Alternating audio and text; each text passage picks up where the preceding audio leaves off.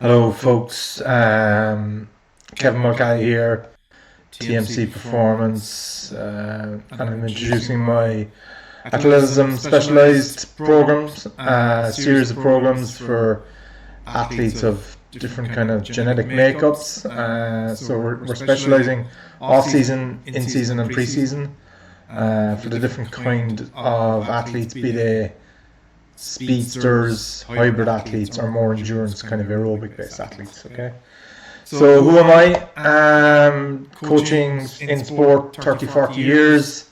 I have been an S&C coach for about 15 years, and I've worked basically from under 8 kind of level, be it in S&C or just regular volunteer coaching or in professional coaching as well, all the way up to pro sport, in multiple sports in 3 continents. And I designed these programs because to help be a bit more specific for athletes. So a lot of players, particularly sub-elite, are doing training that's not really suited to them. Okay, everybody's doing the same thing all the time, and it's not really working for some players.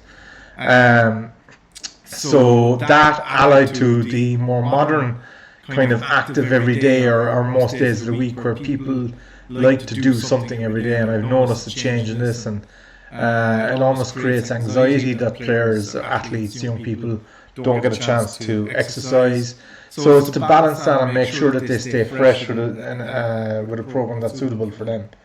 The program themselves are based on 2 things really. One, from deciding what type of athlete you are.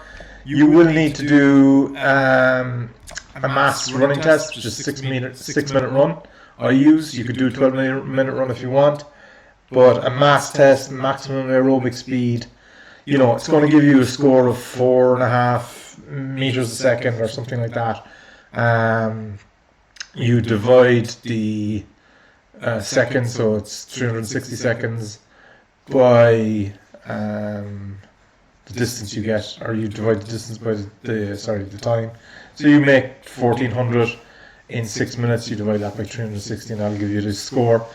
Then your max sprint speed, right, is, you can do it by a phone, but the best is with speed gates. If they're not available, you could use a phone and measure it. There is apps out there that do that.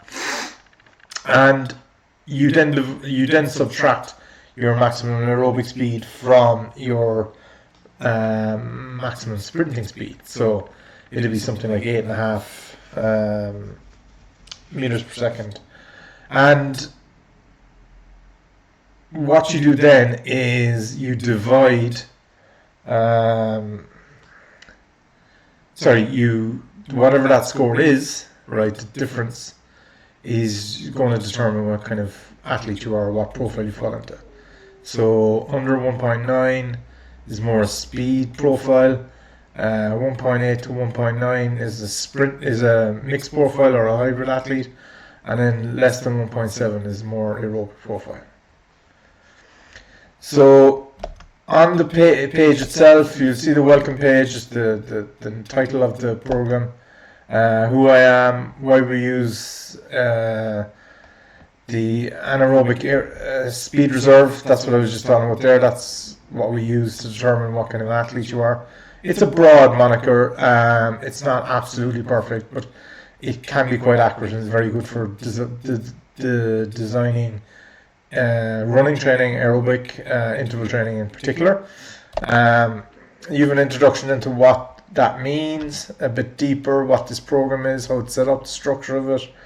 And then we've velocity-based training, right? So if you happen to have a device, I have programmed into the program that some of the main lifts you could follow a velocity-based approach. If you don't, that's fine. I'm giving tempos and intensity in the program as well, which I'll explain later, but like be explosive or slow tempo or whatever the case may be.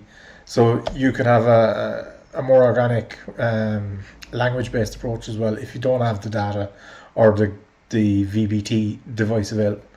Then you see exercise options a couple of times in the week. The session 1 and session 5, there is options. You can do certain squats or hinges that suit you. or maybe based on the equipment available. The schedule, this is just some examples, right? For speed ones in particular would be the one I'd be most concerned about. Like, they really need 2, maybe 3 days a week off, or very low restoration type sessions. Okay, so doubling up sessions is probably better for them if you put a sprint and an upper body together, and a lower and a strength and an upper strength together in the week. It's going to be hard at the time, but overall, that extra recovery, that 48 hours, if you can get it, is going to help the speed type athletes in particular. They take longer to recover. Then you see warm-ups, right? Just some choices, right? 2 of them for kind of gym-based days. 1 for general, could be med ball and plyos. 1 there for if you're doing some conditioning alone, and you can choose and mix them up as you go. Restoration sessions, these are for in the week. So maybe on a Saturday, if you decide to do something, instead of, I've given an optional running session on a Saturday. It is an optional one. It's session 6, but maybe you just want to do a restoration session instead. There's 3 restoration sessions there. Or if you've trained Monday, Tuesday, and it's been a bit of a heavy load, and you kind of do a Monday, Tuesday, Thursday, Friday split. That's a good split, but you could do a restoration session on the Wednesday, if that's what you need to accelerate recovery. And then this is the restore weeks, which will be weeks 4, 8 and 12, and it'll be the same each week. And this is just a reduced version of the sessions, basically, and this will be the same in any program you get from me, whether it's in season, pre-season, off-season, or from one of the other endurance or hybrid models or types of athlete. So we do 3 weeks on, 1 week deload. And then the main session, right? I'm just going to go through, you see here there's a link, right? And you'll be able to get this link off your phone as well if you're using your phone. And you could just go into that, press it. I'm not going to do that there now. Most exercises are paired. The session 1 in this program is lower body with some lactic accumulation, which is conditioning put in here as the last or second to last block. I've added some extra hypertrophy if needed. And then there's a Tuesday session is upper body with tempos, speed and power, and session 3. And you can do the days up as you feel works best for you. Session 4 is lactic endurance with some upper body again, so that's some conditioning first this time, upper body second, and that changes through the 3 phases. I don't keep it the exact same all the time. And then there's a VO2 max running session on the last day. And if you just want to do one of the restoration sessions here, you certainly could do that, or you could do this if you want to get out and get the body and the blood warmed up and the body moving, and just take out the run, the hard one, which is the main session, as many reps as you can, 90 on, 90 off. So that's up to you. And then you can go through these. They will change a bit, so you do have to look at your program. Week 9 and so on, right? So just to recalibrate looking at the programs themselves, the exercises are obvious. No, you go into it, right? So this is power 1, power 2, Olympic 1, Olympic 2, mass 1, mass 2. Intensity, that's going to vary. Max is obviously go all out.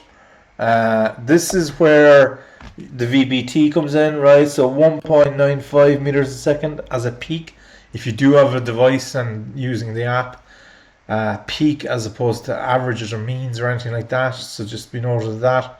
And if you lose 5% on your pull, well, then you should jack it in, right? So you keep doing the reps till you can't get better than 5%, within 5% of your best pull. It's explosive, obviously. You take as much rest as needed, AMAN. Reps in reserve is RIR. Again, speed there, 15% loss is what we do with the squat pattern. If you're not using, right, a velocity-based device, look at the tempo. This is the key one for you. So explosive, 3-second explosive, right? Explosive, eccentrics, continuous, right? And I'll just see if there's any other ones down here that might need a bit of explanation. Body weight, obviously, again, and then there's 10 seconds rest, 60 seconds rest, 70% effort, that's intensity. When the percentage is in the intensity bracket, it means go at about 70% out of 100, and tempos would often be that anyway. Just on the sprints, accumulating sprint repeats here, so accelerations at 80-90% to build it up. When I say 89-90% in the sprints, the big thing I'm probably saying to reduce there is the explosive start. So don't come out of the blocks at absolute max, because that's probably not needed at this stage yet anyway, right? But you're close enough to top speed when you get out of it. But then the sprints, you're going like 20 walk back, 20 walk back, 30 walk back, 40 walk back, 40 walk back. That's tough going. And then you have 90 seconds off, and it gets very tough after 3 or 4 or 5 sets. Aiming for 5 here in the third block. So that's an, and again, this is aimed at someone who is that speedster, right? So we might have a different volume for someone who's more aerobic, and we might take a slightly different approach to that.